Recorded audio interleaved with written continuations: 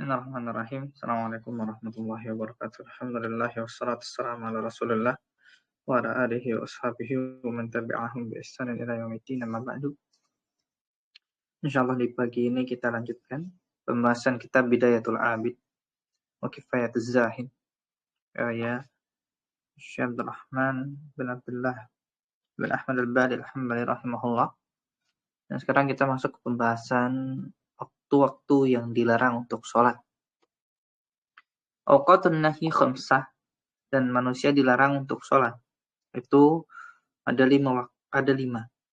Dan para ulama menyatakan bahwa di antara ilat dilarang waktu sholat di waktu-waktu ini adalah untuk menghindari tasyabuh bisyaitan. Tasabbuh bil kufar. Ya, tasabbuh bil kufar, karena kufar mereka sholat atau beribadah di waktu-waktu ini.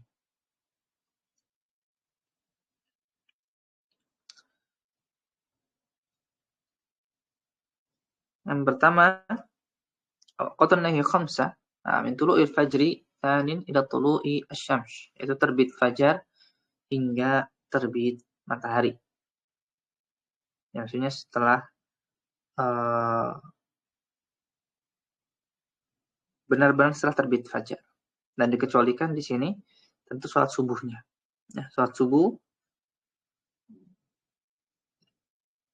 Ya. Dan juga dikecualikan sholat sunnah sebelum subuh. Ya, jadi benar-benar setelah terbit fajar. Jadi yang setelah terbit fajar yang hanya boleh dilakukan sholat itu hanya sholat sunnah subuh dan sholat subuh itu sendiri. Nah, jadi setelah selesai sholat subuh, setelah itu tidak boleh untuk melakukan sholat lagi. Tidak boleh untuk melakukan sholat lagi, haram. Ya.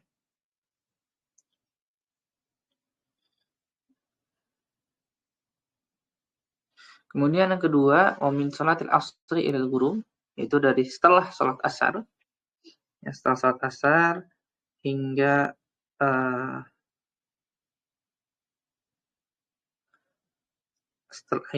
terbenam matahari. Dan jika seseorang melakukan jamak ya antara sholat zuhur dan sholat asar, maka itu start setelah sholat asar. Jadi kalau dia jamak takdim, maksudnya ketika dia jamak takdim, kemudian dia sholat zuhur kemudian sholat asar, nah itu sudah langsung dilarang. Jadi bukan dari waktu asar, tetapi dari ba'da sholat asar. Jadi setelah sholat asar langsung, meskipun dia masih jam 1.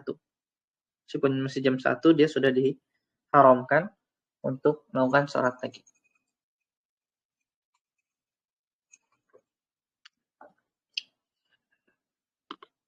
Kemudian min inda tulu'iha ila irtifa'il qadri rumh.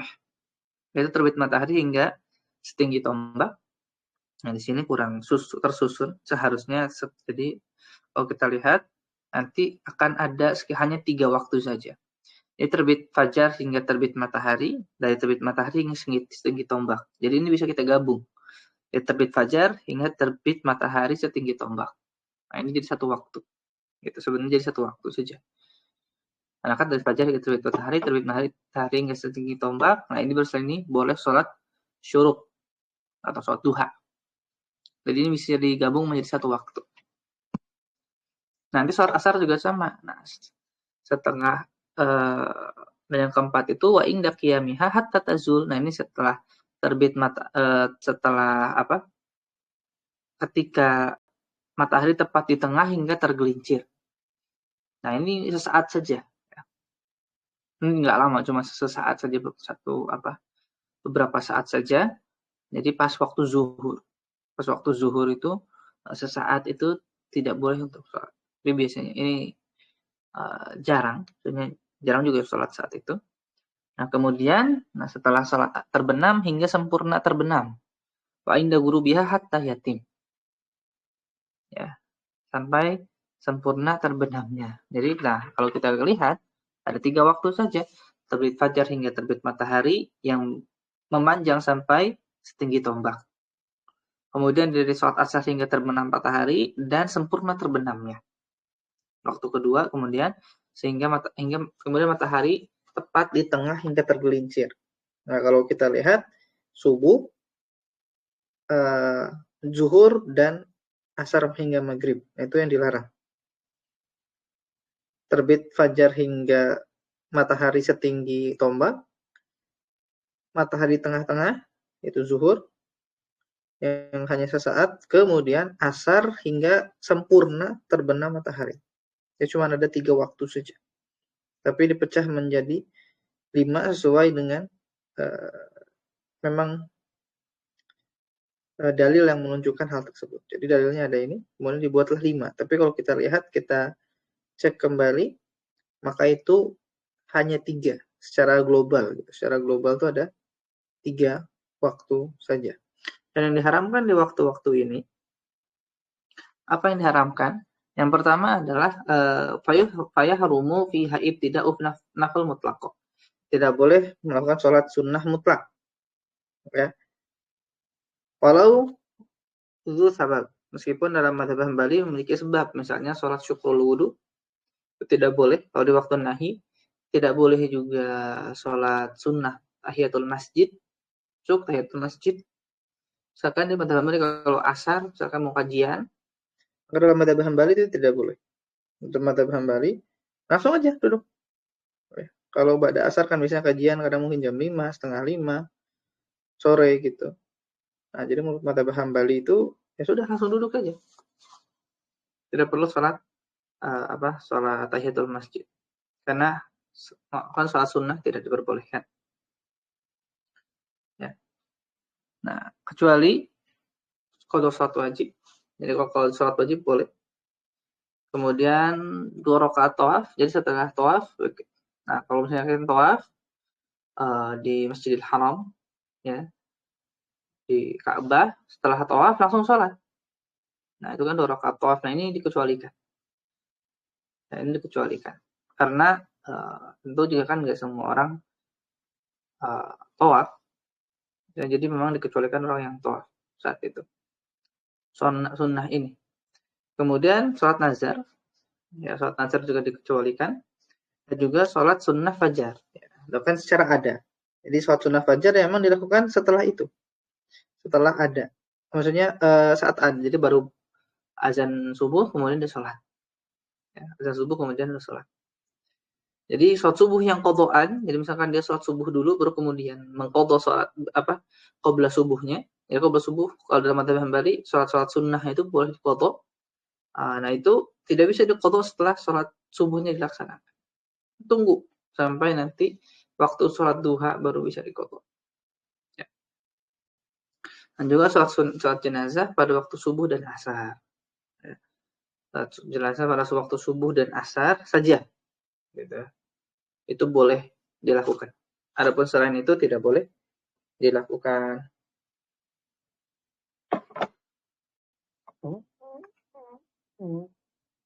Nah, kemudian masuk pada sholat jamaah. Apa hukum sholat jamaah? Dalam mazhab Hambali itu hukumnya fardu ain. Faslun sholatul jamaati wajibah. Ya, sholat jamaah itu wajib. Ya, wajib. Sholat jamaah itu wajib. Itu fardu ain. Nah, dan ini adalah pendapat paling jadi kalau kita urut pendapatnya, maka jumhur ulama berpendapat bahwa sholat jamaah itu sunnah. Ya. Ulama berpendapat sholat jamaah itu sunnah. Jadi tidak wajib. Sunnah muakkadah saja. Ya kalau kita runut. Ya sunnah muakkadah.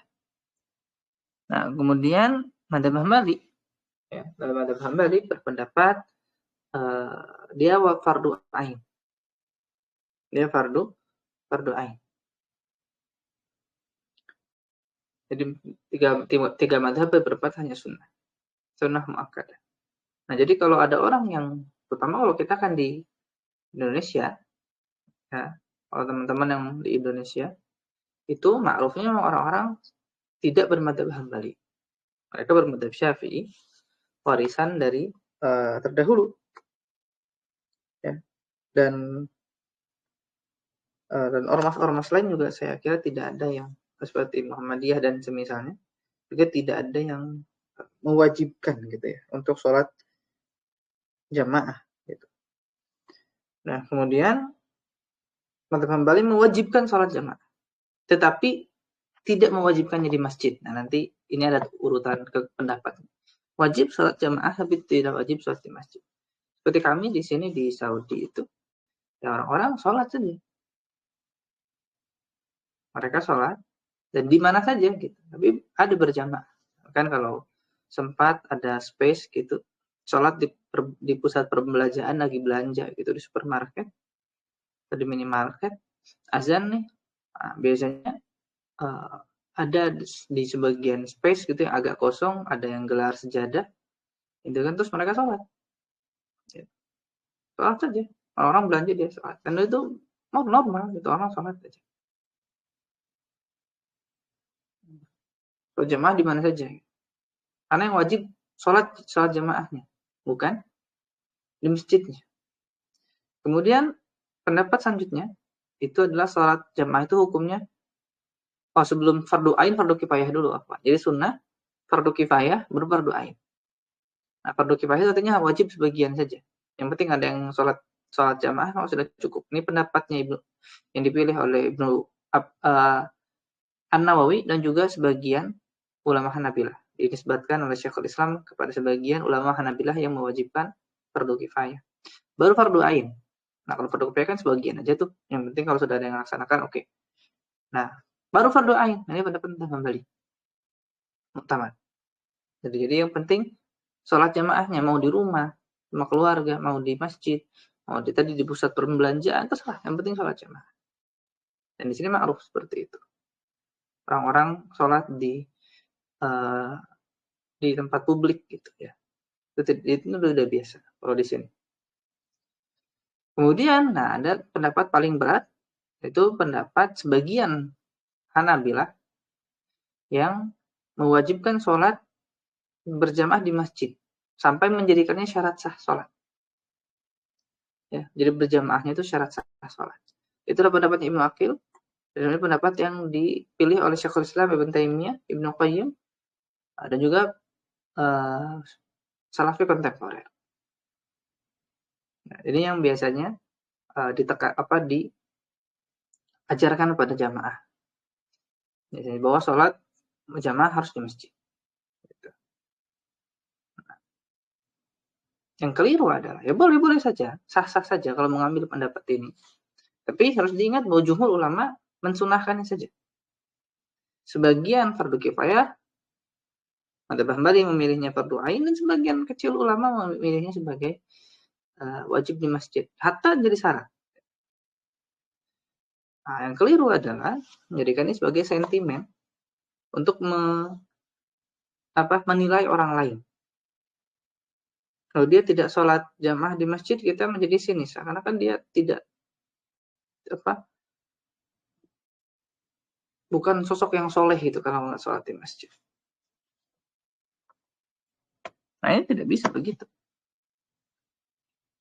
Nah, sholat jamaah sendiri hanya sebagian kecil ulama lah kalau kita bilang yang mengatakan itu sholat wajib di masjid. Justru jumhur berpendapat dia tidak wajib. Ini terlepas dari mana pendapat yang benar. Menurut sebagian, karena itu juga relatif. Tapi di situ ya wajib untuk menghormati justru pilihan fikih orang lain. Masing-masing. Ada yang memikirkan itu sunnah, ya udah. Justru harusnya menjadikan kita husnuzonnya, mungkin dia mengambil pendapat yang itu sunnah. Sunnah. Kalau kita sudah ngajak ke masjid, selesai. Mungkin dia mau sholat di rumah sama keluarganya. Dan, muncul lagi, bukan lebih parah ya, kekeliruan kembali bahwa, jadi kita kan harus memisah antara sholat jamaah dan sholat jamaah di masjid, itu yang pertama. Yang kedua, harus dipisah juga sholat jamaah di masjid dan sholat jamaah di masjid di awal waktu. Makin keliru lagi sebagian orang yang menekankan bahwa sholat jamaah itu harus di awal waktu. Karena kan kalau nggak di awal waktu itu, dia sudah berdosa. Padahal sudah saya lupa kalau sudah dibahas atau tidak. Sholat di bagian waktu-waktu sholat itu, ya waktu sholat itu, jadi muasa, itu luas, sehingga kan boleh untuk sholat jamaah itu dalam rentang itu. Kalau zuhur berarti dari jam 12 sampai jam 3. Itu terserah, mau kapan aja. Yang penting kan jamaah. Mau jam 1, mau jam 2, mau jam 3, terserah. Kalau mewajibkan di masjid, ya udah tinggal ke masjid jamaahnya, selesai. Tinggal cari masjid yang ada jamaahnya jam segitu. Bisa di masjid-masjid perkotaan atau masjid dekat masjid yang banyak orang lalu lalang, itu pasti akan ditemukan tuh sholat jamaah dari awal waktu hingga akhir waktu masih ada kok. Jadi tidak boleh juga untuk misalkan seakan-akan kalau kita nggak dapat waktu untuk bisa sholat di awal waktu, seakan-akan berdosa juga. Seakan-akan mungkin tempat kerja kita, tempat sekolah kita tidak islami. Ada menghalangi kita untuk sholat di awal waktu. Nah, ini juga kekeliruan yang disebarkan oleh sebagian ustadz yang tidak mendalam pemahamannya dalam masalah fikih sholat. Akhirnya malah jadi memberatkan jamaah. Memberatkan jamaah pengajiannya seakan-akan ya itu tempat kerjanya nggak bagus, tempat sekolahnya nggak bagus, harus cari yang baru dan semisalnya. Padahal Islam itu luas. Ya, Islam itu luas. Dan tadi itu hanya pendapat sebagian kecil ulama. Kalau ada yang mewajibkan di masjid, oke, masih ada. Tapi kalau ada yang mewajibkan sampai awal waktu, nah ini saya belum temukan pendapatnya. Kalau mewajibkan di masjid, oke lah. Ya nggak apa-apa. Kalau mau di masjid, mau jam 2, silahkan. Mau setengah 3, silahkan. Yang penting kan di masjid. Tapi kalau misalkan akan harus bareng jemaah pertama, yang benar-benar tank, gitu langsung sholat, itu afdoliyah saja. Tidak ada yang mewajibkan. Itu yang harus dipahami. Nah, sebagian ustadz ngajarinnya ya mohon maaf kurang tepat gitu, sehingga jamaah jadi sentimen ke orang lain, seakan-akan cuma dia aja yang benar, seakan-akan kalau orang tidak sholat jamaah di masjid di awal waktu tuh dosa besar sekali gitu. Bagi kita oke, boleh kalau ngerasa itu kita sudah merasa berdosa, berarti kita semangat beragamanya sudah bagus. Kalau itu menjadikan untuk menilai orang lain, nah itu bisa begitu.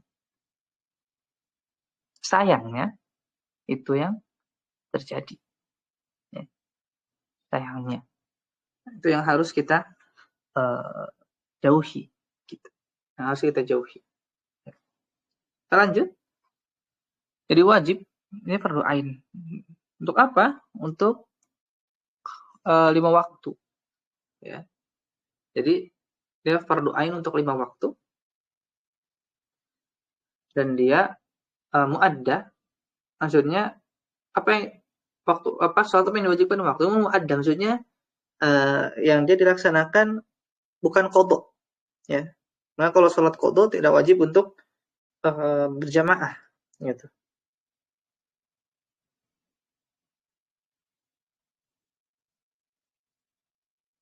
Ya. Kemudian al-rijal, nah yang wajib itu hanya laki-laki tentunya. Al-ahrar, itu orang yang merdeka. Dan juga al-qadirin yang mampu untuk sholat jamaah. Ya. Yang mampu untuk sholat jamaah dan walau safaron. Nah, teman-teman mengatakan meski dalam safar atau meski dalam safar tetap wajib. Nah, makanya enaknya kalau misalnya dalam safar ya udah tinggal minggir, melipir ke pinggir atau ke bahu jalan ya sholat itu bareng-bareng di situ. Kalau mau di bahu jalan.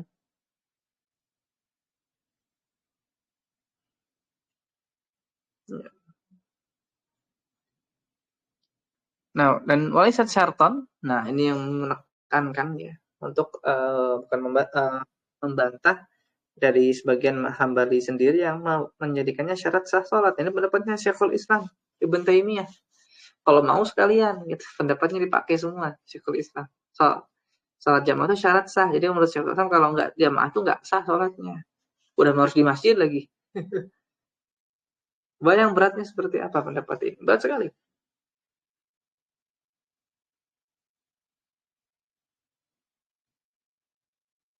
Ya walaisat syaratan. Jadi menurut pendapat tidak bukan syarat sah dan sah sholat sendiri walau berdosa ya. Jadi fatasihu munfarid, maka sah untuk seorang sholat sendiri meskipun berdosa menurut mazhab Hambali. Ya. Dan juga tapi wala yang kusu ajruhu ma'udzurin. Tapi kalau dia sholat sendiri terpaksa karena dia sakit, maka sholat pahalanya lengkap jika memiliki uzur misalkan. Jadi bukan hanya sakit ya, tapi dia memiliki uzur yang jika uzur nggak bisa menghadiri sholat jamaah. Dan kemudian watan akhiru bisnain. Nah, dihitung sholat jamaah itu dua orang. Figo di Jumatin wa id. Ya, selain sholat id dan Jumat itu minimal 3. Ya, minimal 3. Minimal 3.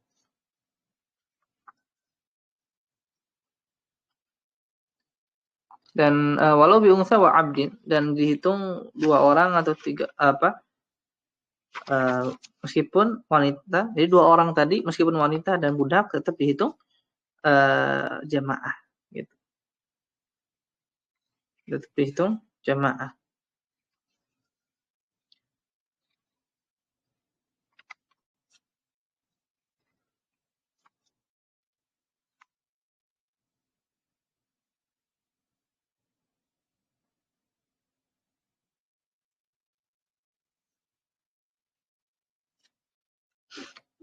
Nah, wala sobi fi fardin. Tapi kalau anak-anak tidak dihitung ya. Jadi menurut mazhab Hambali anak-anak itu kan dia belum wajib, salatnya belum salat wajib. Nah, ini binaan, ini sesuai dengan kaidah mazhab bahwa ada perbedaan niat salat antara fardu dan sunnah. Sehingga dia tidak dihitung. Anak-anak kan salat itu salat sunnah. Mereka tidak salat wajib, sehingga tidak ada 2 orang yang salat wajib itu berbarengan. Maka tidak dihitung sebagai jamaah dalam mazhab Hambali. Dan imam salat tidak dibolehkan, nanti kita akan detailkan sendiri juga. Wa harum an ya'umma bi masjid lahu imamun ratib. Jadi haram tidak boleh menjadi imam jika ada imam ratib fala tasih, maka tidak sah. Ya kan, imam ratib itu imam rutin lah, yang memang dia imam di tempat itu baik resmi ditunjuk DKM ya atau memang masyarakat menunjuknya sebagai imam. Maka tidak boleh kita sholat di situ tanya dulu ada imam ratibnya enggak gitu. Tapi biasanya amrun atau di sini kalau misalnya di kota ya, kalau di kota biasanya wasi lebih luas. Tapi kalau di kampung, nah kalau di kampung misalnya sudah ada misalkan yang ditokohkan sehingga kita menunggu orang itu untuk sholat. Gitu ya. Kemudian illa ma'ibnihi, pertama dengan izin. Ada mikarahatihi, memang dia nggak apa-apa, maksudnya dia mengizinkan. Tidak mengapa kalau orang lain ada yang ngimami. Kadang au ta'khirihi wadiqi waqt. Itu hampir keluar waktu sholat. Jadi nunggu tapi nggak datang-datang. Kan? Nggak datang-datang sampai mau selesai sholat. Nah baru boleh untuk menggantikan imam tersebut. Ya. Nah kalau di Saudi itu ya tiap masjid biasanya sudah ada imam rutin. Walau musola kecil itu ada imam rutin. Nah, kalau imam jami, nah biasanya kalau imam jami itu sudah langsung di bawah kemenagnya gitu ya, Wizarah Syu'un Islamiyah. Jadi memang sudah ada, atau Wizarah Dakwah ya saya lupa. Pokoknya di bawah kementerian langsung. Sehingga nanti imam-imamnya pun dia pegawai pemerintah gitu. Semacam PNS lah. Semacam PNS. Jadi memang dia digaji. Jadi imam itu digaji di sini pekerjaan, di sebuah pekerjaan dari pemerintah. Gajinya variatif, ya sekitar mulai di 3.000 sampai 6.000 real. Sekitar 12 sampai 20 juta lebih ya. Itu untuk, dan muazin di bawahnya sedikit. Jadi kalau di sini muazin itu merangkap imam cadangan ya. Jadi muazin itu merangkap imam cadangan. Jadi bukan muazin aja kalau di sini. Jadi bukan muazin aja tapi dia merangkap imam cadangan. Cara uniknya di sini, biasanya yang qomat dia yang imam. Sebagian seperti itu. Jadi yang qomat, kalau misalnya nggak ada muazinnya, maka si imamnya nanti yang qomat, kemudian dia langsung imam. Biasanya begitu. Di sini, kalau misalnya si muazin nih qomat, kemudian imam rutinnya nggak ada, dia maju langsung jadi imam. Seperti itu. Nah, lalu waman kabbara qabla taslimatil imamil ula. Nah, jadi bagaimana seseorang bisa mendapatkan salat jamaah? Nah, seseorang terhitung mendapat salat jamaah itu seperti apa? Nah, yang pertama, waman kabbara, barang siapa yang dia qabla taslimatil imamil ula, dia sempat untuk bertakbir dan mendapatkan sebelum imam takbiratul salam yang pertama, maka dia terhitung sholat jamaah. Karena dalam mazhab Hambali, mendapatkan jamaah itu minimal mendapatkan satu rukun. Masih mendapatkan satu sholat secara umum. Jadi kaidah secara umum dalam mazhab Hambali, seorang mendapatkan waktu sholat atau mendapatkan sholat itu baik kalau dia masih bisa mendapatkan satu rukun. Nah, sehingga ketika dia bisa mendapatkan satu rukun dengan imam, yaitu tahiyat akhir, itu kan rukun. Syahud akhir, nah maka dia terhitung jamaah. Menurut mazhab Hambali dia terhitung jamaah. Adrokal jamaah. Waman adrokal ruku, adrokal rok'ah. Nah, kalau dia sempat untuk ruku dengan imam, maka dia sempat mendapatkan satu rakaat tersebut. Dan dia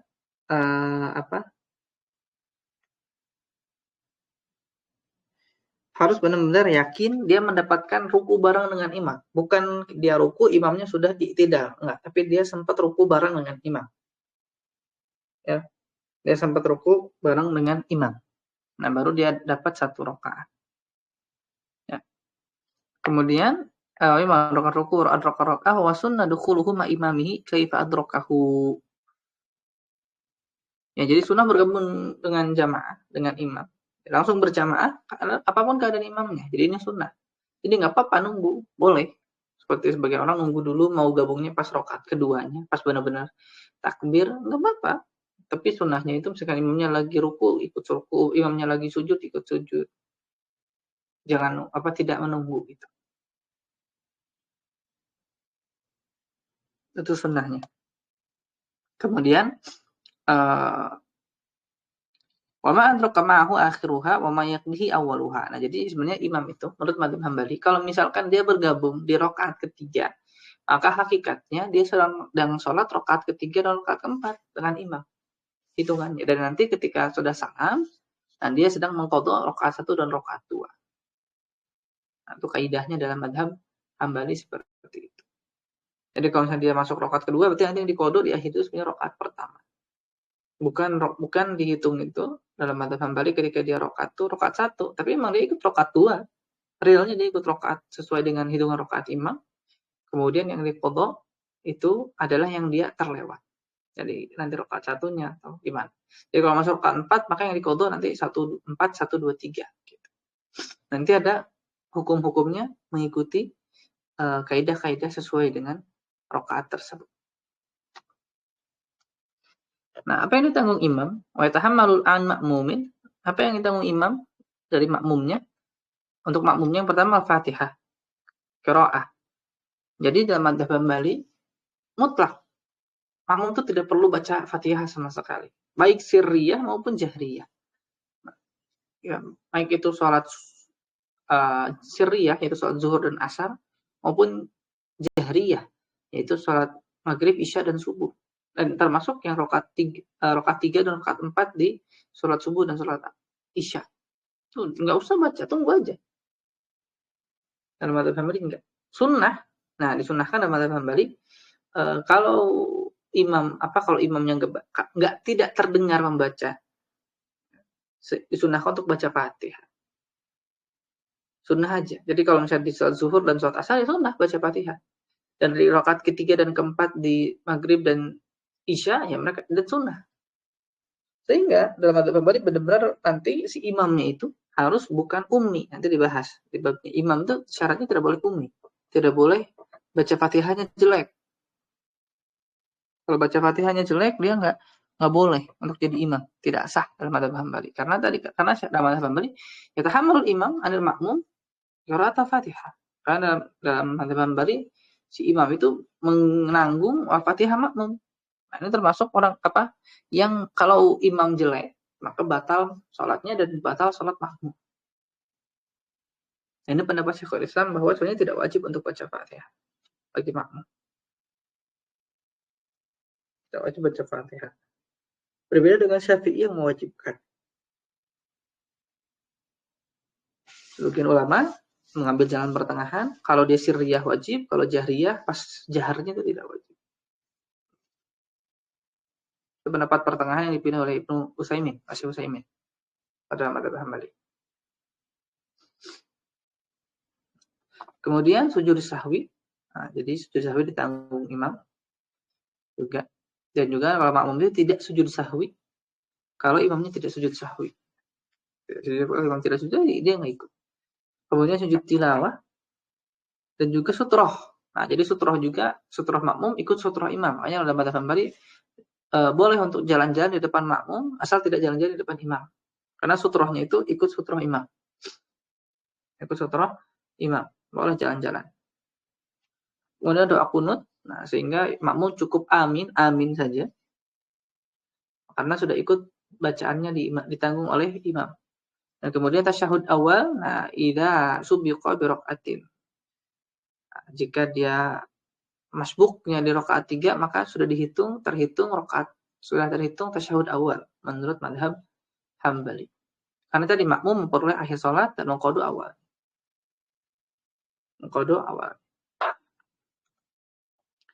Nah, wal aula an yasra fi af'ali ba'da jadi ini urutan gerakan imam dan makmum. Fal aula an yasra fi af'aliha ba'da imam. Jadi sunnah mengikuti gerakan imam setelahnya, maksudnya benar-benar setelah selesai. Bukan athna. Athna itu ketika imam sedang melaksanakan, itu nggak masuk. Jadi misalnya kalau imam Allahu Akbar ruku, nah setelah imam ruku baru kita ruku. Jangan imam baru Allahu Akbar sedang turun, kita udah ikut turun. Bukan itu. Tapi setelah imamnya benar-benar sudah selesai, sudah melaksanakan, sudah sampai kepada rukunya gitu. Jadi bukan asna, bukan saat, jadi bukan saat itu. Jadi benar-benar ketika imam sujud, imamnya udah sujud dulu baru kita ikut sujud.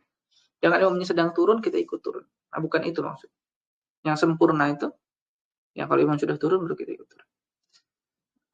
Fa in wafaqahu fiha aw salam, yang mengikuti gerakan imam atau salam, kuriha. Jadi kalau makruh itu berbarengan. Jangan sampai berbarengan dengan gerakan imamnya makruh. Wa in sabaqahu haram. Harum. Kalau dia mendahului gerakan imam, nah ini haram. Bahkan batal. Batal. Wa in kabara ihramin ma'ahu aw qabla itmamihi. Kalau dia berbarengan atau mendahului takbiratul ihram imam, maka tidak sah salatnya. Talatan akid, ya ngapain? Berarti kita tidak sedang bermakmum kepada imam tersebut, toh disusul.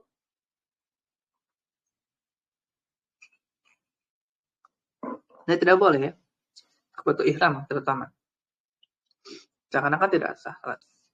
Kemudian wa in sallama qablahu amdan bila udhrin aw sahwan walam ya'iduhu ba'dahu batalat. Nah, kalau misalnya mendahului salam imam tanpa uzur atau lupa, batal salatnya.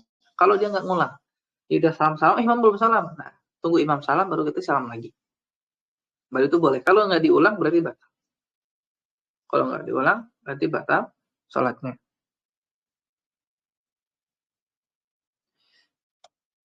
Nah, sunnah bagi imam, sunnah li imamin takhfifu ma itmamihi, itu meringankan sholat tetapi sempurna. Maksud meringankan sholat itu dia tidak memperlama, tapi menyempurnakan, maksudnya sempurna sunnah-sunnahnya. Ya, sempurna sunnah-sunnahnya.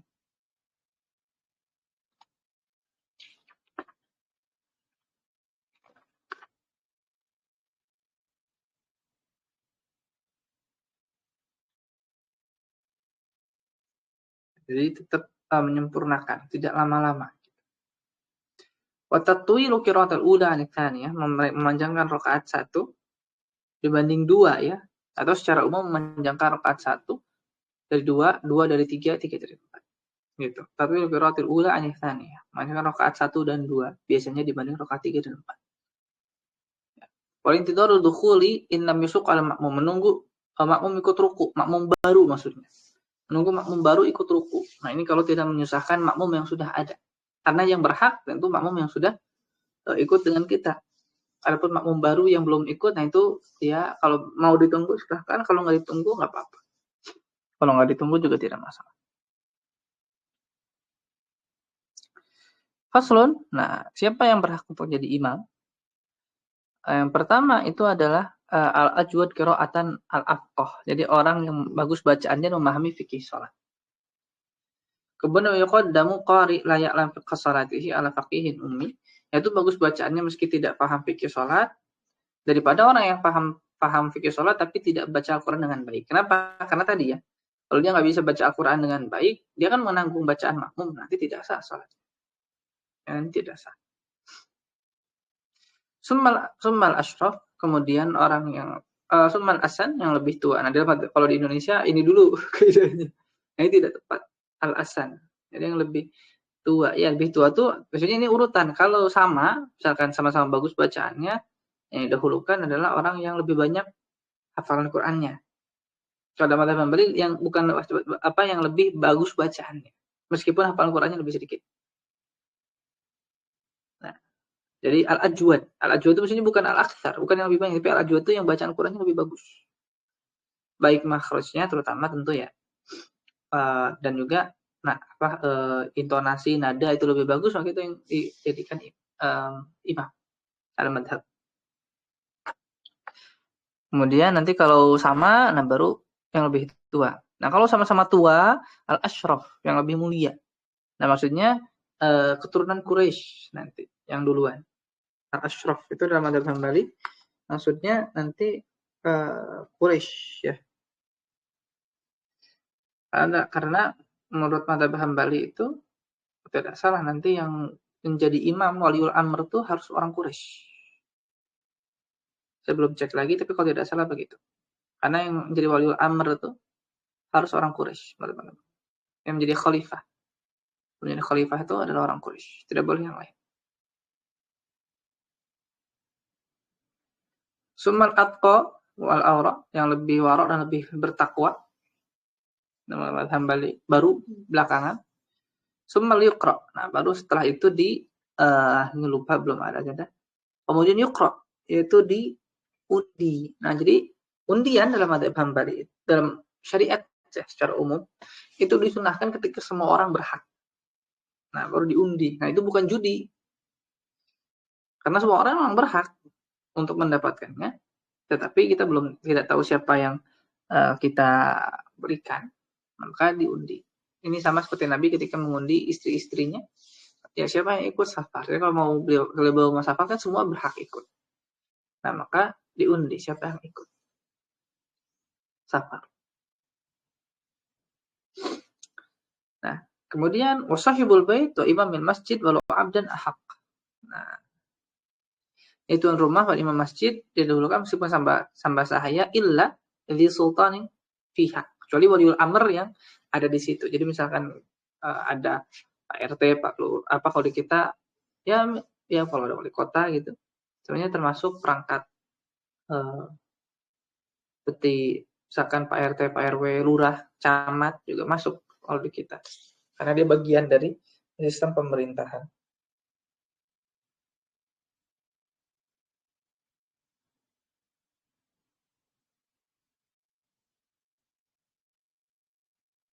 Nah, kemudian hurrun aula min abdin, orang mereka dahulukan pada yang min abdin wa muba'ab, daripada yang sebagian merdeka. Nah, jadi ada kayak yang disebut muba'ab dalam madzhab Hambali itu. Muba'ab itu adalah orang yang merdekanya sebagian. Jadi kalau misalnya seorang budak hamba sahaya dimerdeka kalau di Bidul Abid nggak ada ya. Nanti di kitab yang lebih tebal itu Babul Itaq ya, bab tentang perbudakan itu. Seseorang tuh bisa setengah merdeka, setengah budak. Atau seperempat budak, 3/4-nya merdeka itu bisa ketika seorang budak dimiliki barang-barang. Dimiliki barang-barang, kemudian dia diperdekakan oleh sebagian. Sekarang budak ini dimiliki oleh 4 orang. Terus 3 orang merdekakan, 1 orang nggak mau misalkan. Nah, maka dia 3/4 merdeka, 1/4 budak. Gitu. Disebut dengan muba'ab. Disebut dengan muba'ab.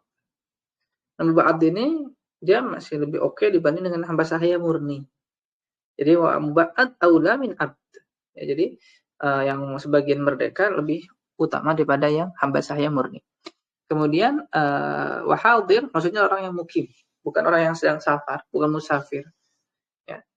Bukan musafir dari dahulukan, kemudian wabasir dan yang tidak buta, yang bisa melihat, wahadori dan orang yang tinggal di kota dibanding orang badui, orang badui.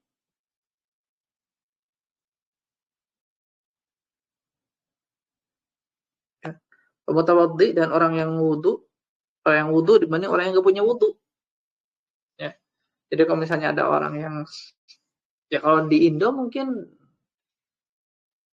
maksudnya tidak terbayang kok ada yang bisa wudu, ada yang nggak bisa wudu. Nah, kalau di padang pasir terbayang. Karena ada orang yang mungkin ketika safar dia bawa air, temennya nggak bawa air. Nah, jadi para ulama itu membuat masail kitab, ya masail fikih dalam kitab-kitab fikih itu sesuai dengan waqi yang terjadi bagi mereka. Dan mereka bisa menulisnya di situ. Nah, makanya penting untuk kita dalam masalah kontemporer yang memang tidak ada di zaman para ulama ketika menulis ini. Dan mereka kan menulis sesuai dengan thaqafah dan budaya pada saat itu untuk masail fikihnya. Nah, makanya ada beberapa yang perlu ditinjau ulang.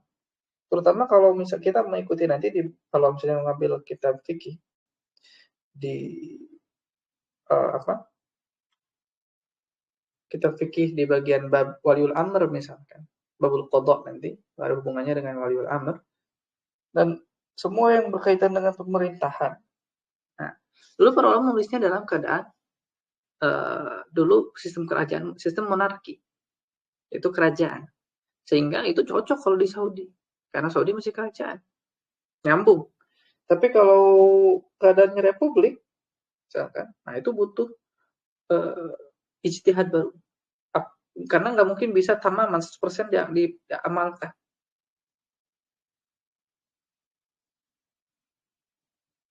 Itu butuh ijtihad baru. Apakah itu sesuai? Tidak sesuai? Mana yang harus diubah? Dan sistem pemerintahannya? Apakah ini diakui atau tidak? Nah, itu harus diijtihadkan ulang. Sebenarnya orang-orang memang hidup di sistem pemerintahan itu. Nah, jadi tidak cocok untuk kita meminta fatwa ya yang sebanyak yang keliru. Misalkan seperti contohnya pemilu. Pemilu itu nazilah, kontemporer, itu kita sebutnya. Di banyak negara. Nah, orang-orang minta fatwanya ke ulama Saudi. Salah, sebenarnya itu salah kaprah. Kenapa? Karena di Saudi nggak pernah kebayang apa itu pemilu. Mereka nggak pernah seumur hidupnya di sini memilih pemimpin, nggak pernah. Karena mereka sistem kerajaan sudah ada di sana, sudah. Nggak bisa, karena meminta fatwa itu harus kepada ulama negeri. Karena ulama negeri yang lebih paham kondisi. Jadi sealim-alim ulamanya orang Saudi, misalkan di sini syekhnya, tapi itu lebih diutamakan fatwa ulama yang ada di Indo untuk masalah pemilu dan semisalnya, masalah pemerintahan, apakah ini waliul amr atau bukan misalnya. Maka orang yang lebih tahu adalah orang yang tinggal dan hidup di sistem pemerintahan itu yang tepat. Karena sistem pemerintahan itu bagian fikih, dia bagian siasah, bukan hanya bagian akidah. Akidah itu bagian taat waliul amrnya. Oke. Nah, jadi banyak orang yang mencampur adukan masalah itu.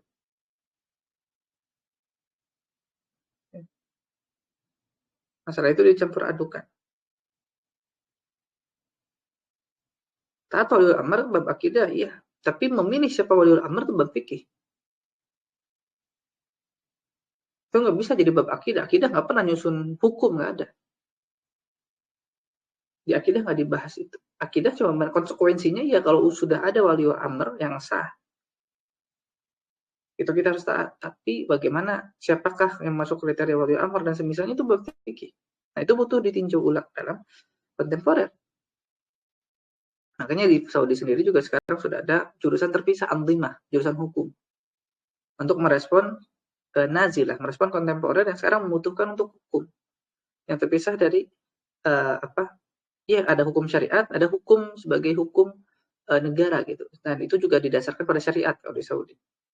Didasarkan pada syariat. Gitu. Nah, mereka membuat itu sebagai respon itu. Nah, di kita belum ada sebenarnya untuk melihat respon memang dibutuhkan ulama gitu yang hidup di pemerintahan demokrasi untuk membuat hukum tentang kriteria waliul amr di negeri demokrasi, karena kita nggak bisa memaksakan kitab-kitab ulama terdahulu yang membahas tentang waliul amr yang mereka hidup di zaman dulu yang notabene itu adalah monarki. Notabene itu adalah monarki. Itu beda. Jadi tidak bisa kalau tamak 100% kita tidak apple to apple jadi. Nah, itu keliru di situ. Jadi masalah pemilu dan sebagainya itu nazil, itu kontemporer yang tahu hanya ulama di negeri saja. Yang merespon bagaimana itu. Nah, itu semua masih nazilah. Nah, yang harus penting dalam kaidah fikih nazilah itu belum ada yang qat'i. Artinya semua orang masih bisa setiap ulama masih bisa berijtihad. Belum ada jawaban 100% benar. Beda dengan kitab-kitab fikih yang sudah tertulis, sudah dibukukan, itu rata-rata sudah bisa dikatakan sudah selesai urusannya karena sudah beres dibahas oleh para ulama. Nah, adapun kontemporer yang kita sedang mengalaminya sekarang itu belum terbukukan maksudnya dan juga belum sempurna pembahasannya, masih bisa dibahas dari berbagai sisi. Baru menjadi suatu permasalahan yang mapan kita sebut ya istilahnya itu, yang memang sudah bagus pembahasannya, sudah sempurna pembahasannya dari segala sisi, itu nanti yang datang mungkin 50 tahun, 100 tahun setelah kita baru mungkin sudah ajak bahasannya, sudah terbahas segala sisinya. Seperti toharo kan sudah dibahas segala sisinya, sudah ada. Hadas besar, hadas kecil, tayamumnya, masuk hufin, itu kan sudah lengkap gitu. Pembahasannya sudah kita bilang sudah selesai. Tinggal nanti setelah itu memilih pendapat yang lebih kuat. Nah, ada pun nazilah, kita sebut kontemporer, nah itu tuh belum selesai. Maksud belum selesai itu masih bisa dibahas dari segala sisi dan semua orang dan berbagai pihak masih berusaha untuk berijtihad. Nah, keluaran selanjutnya itu adalah seakan-akan masalah nazilah itu sudah selesai. Seakan-akan hanya satu pihak saja yang benar. Itu enggak. Dalam masalah fikih itu dia dinamis. Sebelum dia menjadi permasalahan yang ajak, yang paten, maka masih boleh untuk berijtihad. Saya contohkan dalam masalah pemerintahan di sistem demokrasi misalkan. Nah, itu masih nazilah. Masih banyak yang bisa dibahas dari berbagai sisi. Apakah demokrasi haram? Ya, haram dari ideologinya. Tapi apakah itu masih bisa diadopsi sistem pemerintahannya? Misalkan sebagai pure sistem pemerintahan, sistemnya saja, manajemen lah kalau istilahnya. Adapun ideologinya kita buang, tapi sistemnya kita pakai. Itu didasarkan ideologi Islam, tapi sistemnya dipakai, boleh atau tidak? Nah, itu kan nazilah. Nah, kalau di Pakistan itu mereka pakai sistemnya. Ada sebagian ulama yang berusaha untuk memakaikan sistem itu, tetapi dia buang ideologinya. Nah, itu seperti apa? Itu nazilah, belum selesai. Kita sebut kita nazilah, belum selesai. Saya contohkan lagi, demo. Nah, demo itu kalau di kerajaan, sistem monarki, jelas salah. Kenapa? Karena sudah pasti kalau orang-orang kerumun itu di sistem kerajaan, ghalabatud dhonnya secara dugaan kuatnya dia pasti akan memberontak. Karena mau ngapain lagi? Berbeda dengan sistem demokrasi yang memang dia diwadahi. Gitu. Diwadahi untuk menyuarakan pendapat sebagai bentuk amar ma'ruf nahi munkar dari rakyat kepada pemerintah. Dan itu pemerintah membolehkan. Nah, itu harus dihukumi, apakah dihukumi memberontak atau tidak, nah itu nggak bisa disamakan. Itu harus dikaji lagi. Masih belum selesai kajiannya, apakah bisa disamakan kiasnya apple to apple dengan yang sistemnya monarki. Makanya memang kalau di Saudi dilarang untuk orang berkumpul-kumpul, nggak boleh. Harus ada izin pemerintah. Nanti bisa dicurigai kalau ada orang berkumpul-kumpul seakan-akan memberontak. Benar kan, emang mafhumnya orang kalau di monarki kan, itu kalau ngumpul-kumpul mau ngapain? Ngumpulin massa banyak gitu. Buat apa? Tapi beda dengan di negara kita. Gitu. Makanya saya pribadi merasa hukum demo itu belum selesai. Jadi tidak apple to apple gitu. Bilang sebagai pemberontakan karena budayanya beda. Kayak apa kita sebut kenyataan realita lapangannya pun beda. Kalau kita haramkan karena sebab madorot mungkin. Misalkan karena sebab nyusahin orang gitu ya. Menghalangi orang yang in dan itu. Tapi tidak bisa kalau kita mutlakkan itu sebagai bentuk pemberontakan. Kalau kita haramkan sebagai bentuk ikhtilat, sebab ikhtilat karena sebab mengambil hak orang pejalan kaki, ngambil jalan gitu kan. Nah, itu bisa. Meskipun kan sebenarnya dalam demo itu dalam aturan pemerintah pun itu ada aturannya. Jadi jam berapa sampai jam berapa. Nah, kalau misalkan dilanggar dan semacamnya itu kita haramkan boleh dalam bentuk karena sebab itu mudarat kepada orang lain. Tapi kalau itu disinonimkan sebagai bentuk pemberontakan, nah itu fihi nadhar, itu perlu ditinjau lagi. Karena hampir dipastikan tidak ada.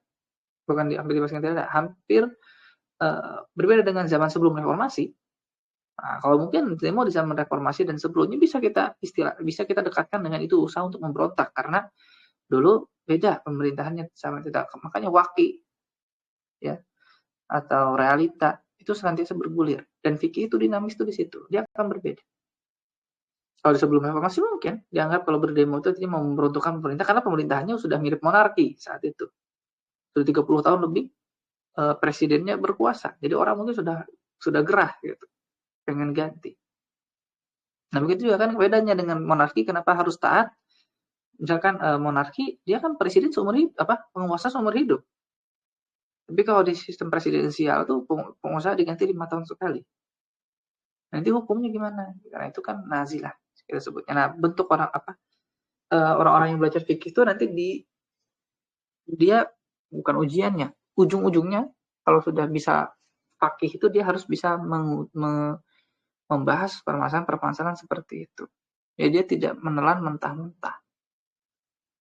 Setiap yang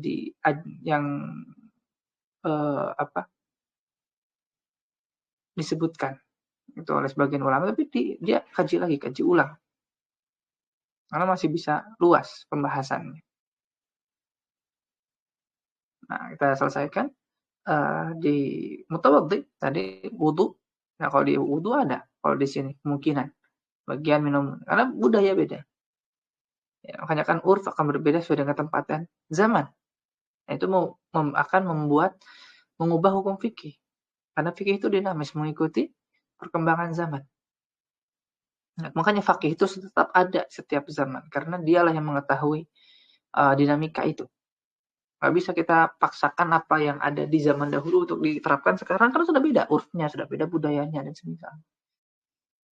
Makanya kalau yang tidak belajar fikihnya tidak lengkap, maka pasti dia akan memaksakan sebagian, hanya melihat satu sisi dan belum lengkap ijtihadnya sehingga menghasilkan produk hukum yang keliru.